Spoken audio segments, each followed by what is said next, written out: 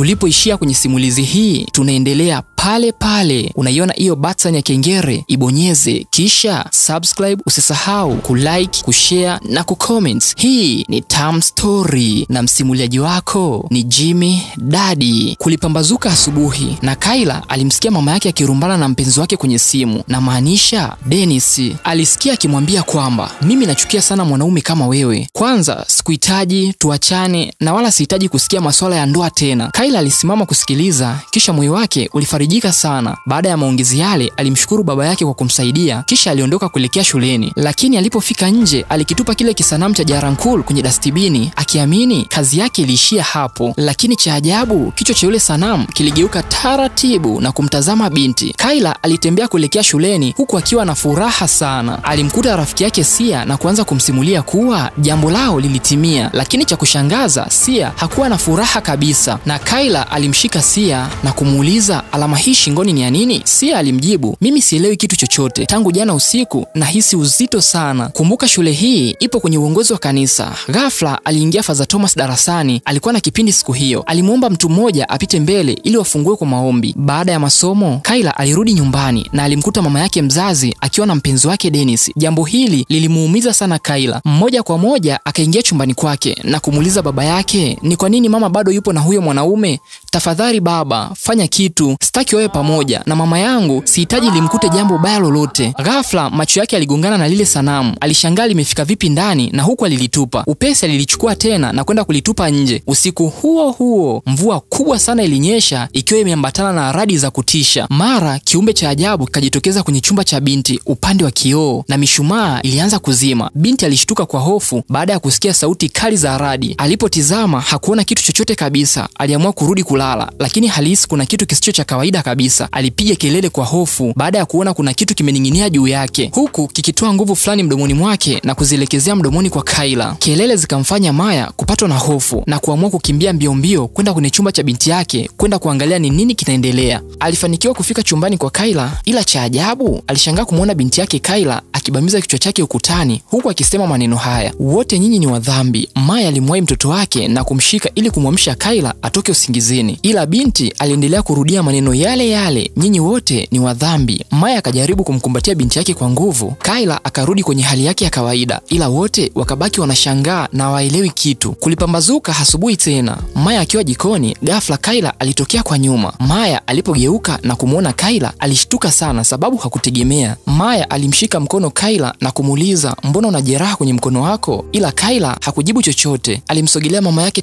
taratibu, akachukua apple na kumwambia, usijali mama, mimi nipo sawa. Kisha akaondoka kuelekea shuleni. Kayla akiwa shuleni alianza kusikia sauti za kishetani zikimnong'oneza masikioni mwake, binti, jiue, jiue. Sauti zile zilijirudia mara kadha wa kadha. Alitazama huku na kule. Kwa mbali alikiona kiumbe cha kutisha kimevaa sanda kama marehemu huku kikimtazama, kisha kiumbe kile kilitoweka. Kayla aliingia darasani na kuwakuta wenzake, na Father Thomas pia aliingia darasani huku akiwa na huzuni, na hapo akatangaza taarifa ya huzuni zaidi akisema, rafiki yetu Sia amefariki usiku wa jana na mwili wake umehifadhiwa kwa ajili ya maziko. Tafadhalini tumuombe sana Sia. Kisha akamuita Kayla afike ofisini ana mazungumzo naye, kwa sababu Kayla alikuwa ni rafiki wa karibu na Sia. Father Thomas alianza kumuuliza Kayla mbele za masista, je, Sia aliwahi kukuonyesha tabia zozote mbaya hapo nyuma? Kayla alisema yeye hajui chochote, ila anachokumbuka Sia alimwambia kuwa alikuwa na maumivu ya bega. Ni kwa nini wanamuuliza hivi? Ni kwa sababu usiku alimkuta Sia amejinyonga. Sasa walichokuwa kikiamini ni kwamba kabla ya kufanya tukio hilo, huenda kuna vitu ambavyo Sia alikuwa amezungumza na Kayla. Kayla alilia sana. Ikabidi Father Thomas pamoja na Sister Linda wampeleke Kayla nyumbani kwao. Lakini wakati wapo njiani, Kayla alianza kuimba nyimbo fulani hivi za kishetani ambazo hazipatani na masuala ya kanisa. Sister Linda ikabidi kugeuka na kumuuliza Kayla, una shida gani? Kayla alicheka sana. Hilo jambo likawatisha. Thomas alisimamisha gari pembeni na kumuuliza binti, je, una shida gani? Hakujibiwa kitu. Kayla aligeuza kichwa chake dirishani na kuanza kumtazama mbwa aliyekuwa amesimama nje huku akicheka Ghafla alianza kukigongesha kichwa chake kwenye kioo. Father Thomas alishuka ili kumpa msaada binti, ila Kayla alicheka kwa kumdhihaki Father na kusema maneno haya, unadhani Mungu wako anaweza kumwokoa huyu mtoto? Kisha binti akaendelea kucheka. Ghafla binti akawa amezimia. Thomas alijua hapa kuna kitu sio bure. Alikutana na Father Robbie na kuanza kumwelezea kila kitu kilichotokea. Robbie akajua kabisa hapa ni uvamizi wa mashetani yamechukua nafasi. Kuna roho za kishetani ambazo zinamwandama Kayla na sio mambo ya ugonjwa wala kisaikolojia. Alimaliza kwa kusema kuna kasisi mmoja ambaye anaweza kutusaidia kulitatua hili. Tukianzia kwa huyo kasisi, tunaona anapambana na mtoto mmoja aliyekumbwa na mapepo. Mtoto alicheka sana na alifanikiwa kumnyanyua kasisi huku akimuuliza maswali ya kejeli. Inawezekanaje mtoto akamwacha mama yake afe peke yake kwenye nyumba ya wazee? Kisha akamtupa chini. Pepo likawa linapambana kumdhibiti kasisi huyo ambaye jina lake alifahamika kwa jina la Michael ili asifikie box lake la zana. Katoto kakawa kanacheka tu, akawa kabahatisha kumtupa pembeni. Baada ya kumbana vizuri, pepo akaanza kuigiza sauti ya mama yake huku akisema, mimi ni mama yako mwanangu, kwa nini uniache peke yangu? Lakini Michael alilipinga jambo hilo. Wewe sio mama yangu. Mtoto alicheka kwa sauti na kumpiga teke kisha kumrukia kwa juu. Alianza kumwambia maneno haya, wewe ni mdhaifu sana. Lakini kwa bahati nyingine alifika kasisi mwingine anayeitwa Lendra. Huyu ndiye kasisi ambaye Father Robbie alikuwa akimzungumzia. Yeye hakutaka story. Moja kwa moja alianzisha maombi huku Michael akimkamata mtoto yule kwa nguvu na Father Lendra akishusha fire, akiamuru yule pepo ataje jina lake na katumwa na nani. Alisema, mimi naitwa Sulgana. Lendra aliweka mikono juu ya kichwa cha yule mtoto na komandi za damu ya Yesu. Kilikuwa ni kizaazaa. Ghafla pepo alifanikiwa kumwachia mtoto huyo. Walipotoka nje, Michael akamwambia Lendra, kiukweli mimi Father siwezi kuendelea na huduma hii. Aliulizwa kwa nini? Alijibu, kwa sababu ndani ya moyo wangu najihisi kabisa kuwa na hatia, na mbaya zaidi mapepo haya yameshaujua udhaifu wangu. Father Lendra akamsisitiza Michael, usikate tamaa. Hizo ni michezo za mapepo pindi wanapopata nafasi ya kuisoma akili yako. Pepo lina njia nyingi sana za kujihami, haswa likitambua kuna sehemu kuna udhaifu, basi hupitia hapo hapo. Mwisho Father Lendra alimwambia Michael atubu dhambi zake ili shetani asiendelee kumpiga vita kupitia udhaifu wake. Michael alimjibu, mimi sio mtu sahihi kwenye hili, sababu kila wakati ninapoisikia sauti ya mama yangu kichwani nadhoofika, na ndio maana mapepo yanapitia hapo kuniona mimi ni mdhaifu, hivyo sina hatia katika hili. Haya mapepo yanaweza kuniua kabisa, hivyo nisamee sana Father, nisamee mimi, sitoweza kuendelea na huduma hii. Akamkabidhi begi kisha akaondoka. Lendra alifika moja kwa moja kwa Father Robbie na kumwambia wazi kuwa Michael hawezi tena kunisaidia katika huduma, hivyo mimi peke yangu ndiye niliyebaki kupambana na hili. Walizungumza mambo mengi sana na alimalizia kwa kusema, kikubwa nahitaji mtu ambaye atakuwa kazama kiroho na atakayejitoa kwa kila hali pasipokuwa na uoga wa aina yoyote na asikubali kupelekwa na hisia. Kisha Father Robbie alimfuata Thomas na kumweleza kile alichozungumza na Father Lendra. Thomas